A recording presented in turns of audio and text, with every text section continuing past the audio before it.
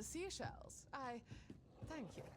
You know, this might be the most humble gift I've ever received, but it could also be the most precious. Truthfully, I was somewhat skeptical of whether you were actually listening to my ramblings. And for that, I am deeply grateful. I've always had the impression that Duncan became rather weary of my endless babble. Though upon reflection, I confess I found his conversations equally tiresome. I'm sorry to cut this visit short, but there is something I simply must attend to as soon as possible. But I'd really love it if you visited again soon. Oh, that sounds delightful. Just make sure it's somewhere picturesque, hmm? The South is supposed to be famous for its breathtaking landscapes. But so far, the only thing that's taken my breath away is the smell of fish. Oh, I know. When we came here with Duncan, I noticed a lovely little terrace overlooking the sea. We could go there, make it a proper outing. Maybe a picnic. That sounds charmingly provincial, doesn't it? Oh, I can't wait. Please, let me know when you're ready to set out.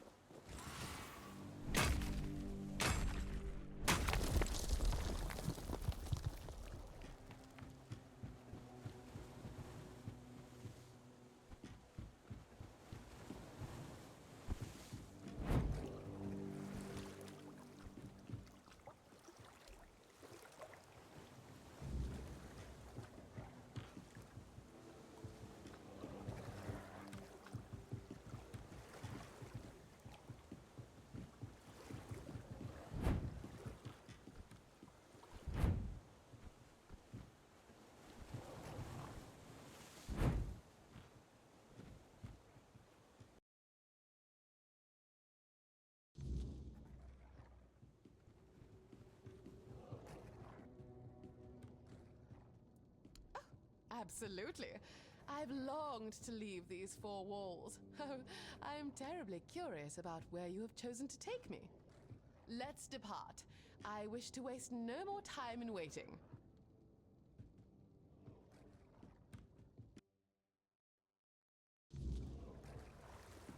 Ah, this is quite an endearing spot, albeit rather windy, and the decor leaves much to be desired.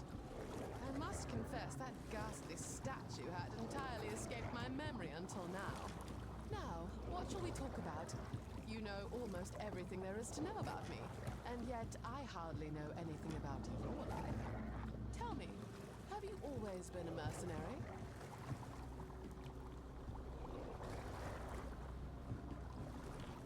And you just agreed?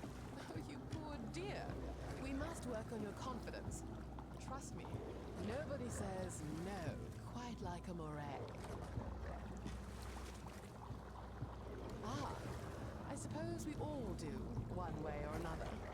I must confess, this abrupt pivot in my life has profoundly illuminated the varied struggles of the common folk. I cannot deny having led a rather sheltered existence. You must have found me quite naive when we first encountered each other. That's rather encouraging, I suppose. It is essential, isn't it, not to stagnate as one progresses through life. Indeed, much of this transformation I owe to you. For that, my gratitude knows no bounds. Let us propose a toast, shall we? To new beginnings and the rich tapestry of life that we continue to weave.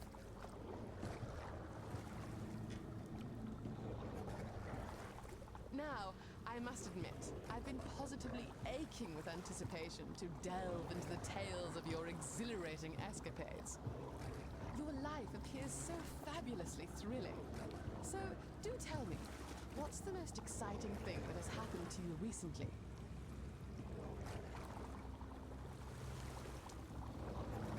Oh, you flatterer.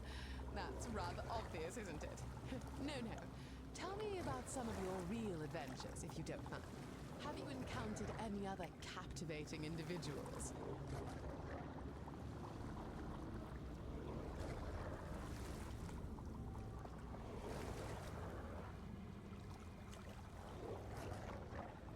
Horns, you say?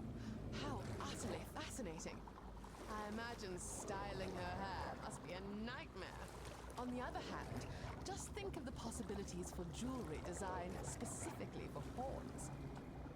Do you suppose all Picts are like that, or is she unique?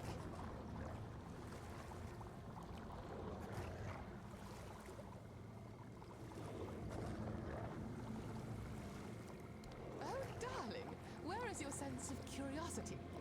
Though, I suppose with your lifestyle, you've had far more pressing matters to attend to. You must tell me about that meeting one day. I insist.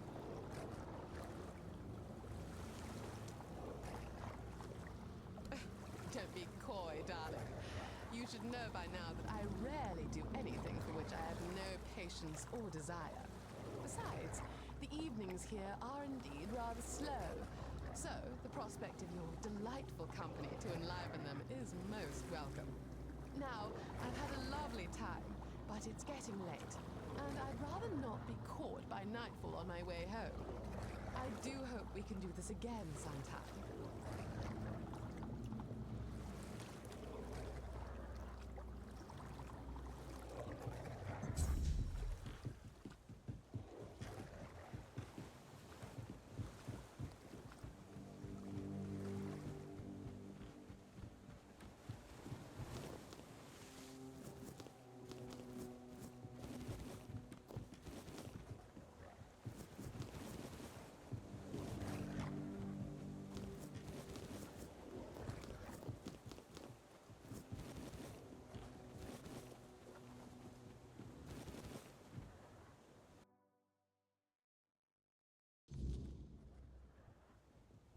You've arrived.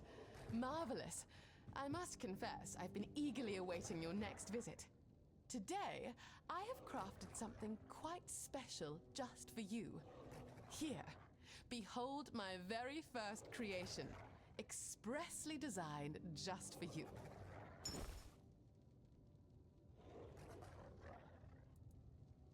Oh, my dear. Oh, my dear. I'm so terribly sorry. But whatever gave you that notion? It is merely a token of my gratitude. You've been so incredibly supportive, and while I am fond of you, it is not in the romantic sense. Surely you weren't under that impression. Oh dear. I understand if you might need some space for a while, but I truly hope we can still remain friends. And please, if it isn't too painful, keep the garment. I do value you deeply, even if not in the way you had hoped.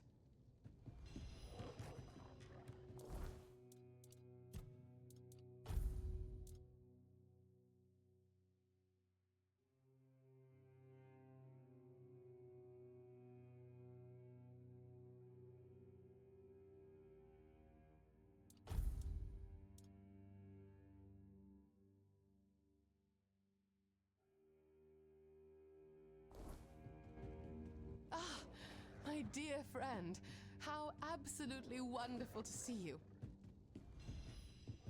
Your arrival is the highlight of my day, as always.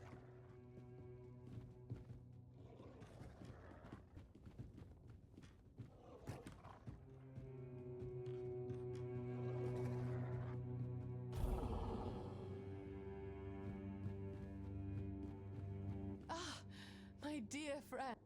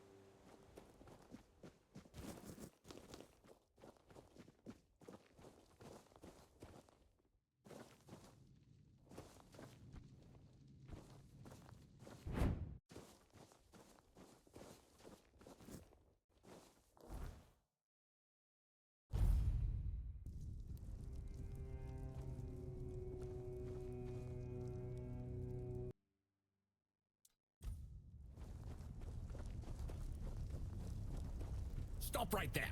Who are you? And what do you want here? It's Sir Galahad to you, vagrant. But it's true, this is our camp. We're his personal guard. But you won't be meeting tonight until you tell us why you're here.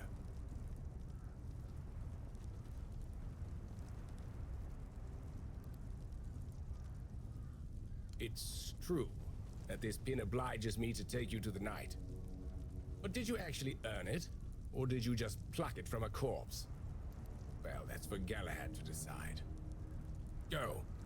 But bear in mind that Galahad is not a patient man. I only hope your cause is worth his time. Otherwise, we'll be carrying you out in a sack. The door is open. You'll find Galahad inside. Try not to make him angry.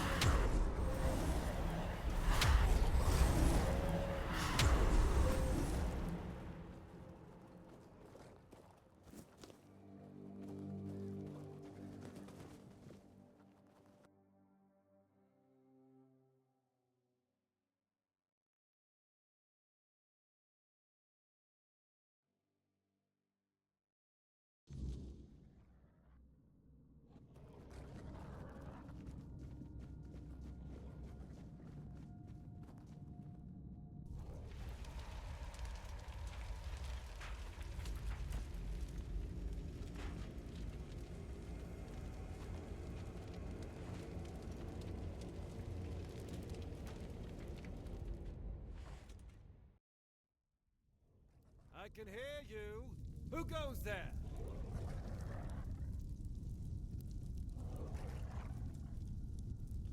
It's shiny, sure, but you clearly have no idea what you're doing. Waving a round table pin in front of a knight of the round table. Not the smartest move. Normally, I'd throw you out for your arrogance and stupidity. But you're lucky. I've got a soft spot for boldness. And that pin has me curious. Where'd you get it? You mean you found Caradoc's tomb and robbed it? Interesting. And when exactly did this happen? When did you last see him? I see. Interesting. Very interesting. All right. So what do you want?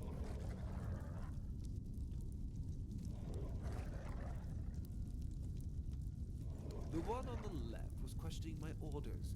For some reason, he thought his opinions were more important than obedience in the middle of the war.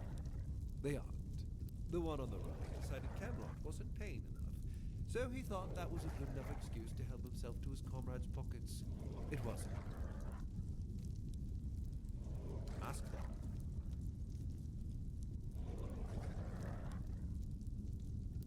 We're going to fight the Dalrita. We're driving that rabble out of the Old Mother's temple. And when we head home, we'll put their heads on pikes at the gates of the Forlorn Swords. That way the rest of those barbarians will know Camelot is still watching over them, even if we have to protect them from themselves.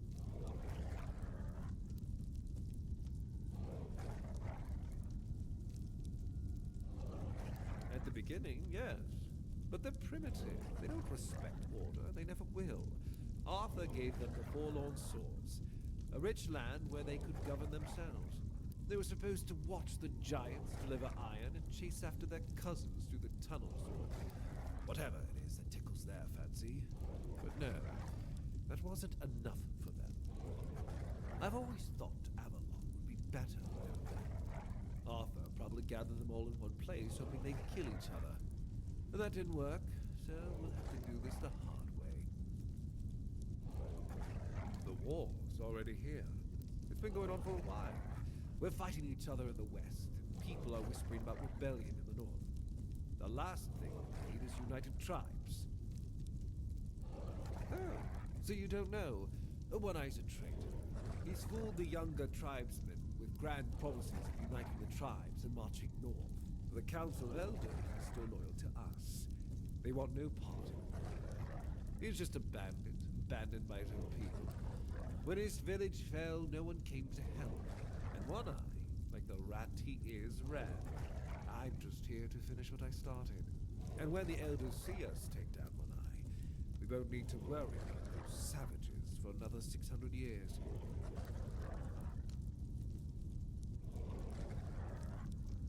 I know what people say about me. They think I'm a madman who burns everything. A butcher who hangs the innocent. I've heard it all. But I believe that only decisive action gets results. There's no room for mercy when it comes to insubordination, deserters, or heretics. It's the only way to prevent the fall of Avalon.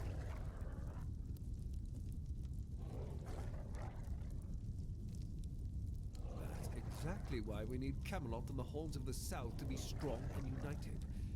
You do know that the lighthouse of the Horns of the South works like a giant menhir, right? That's why we've ordered them to build another one to strengthen its power. As for how the Dalrita feel about the winds, I don't care. I'm here to protect our people. And those tribes are in the way. That was the plan. It's my job to keep those lazy fish eaters in check. Himalotian gold flows to them, and I need to make sure they're doing something with it. But the Dalrita showing. That made things more interesting. Their presence will bring down the South. But I don't let things fall apart on my watch.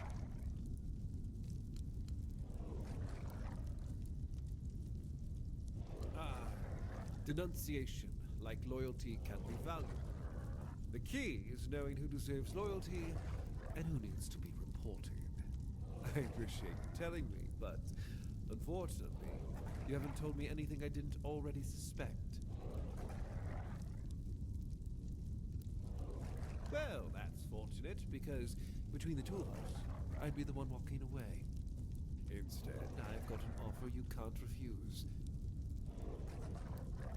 We're going to fight the Dalrita. We're driving that rabble out of the All-Mother's temple. And when we head home, we'll put their heads on pikes at the gates of the Forlorn Swords. That way the rest of those barbarians will know Camelot is still watching over them, even if we have to protect them from themselves.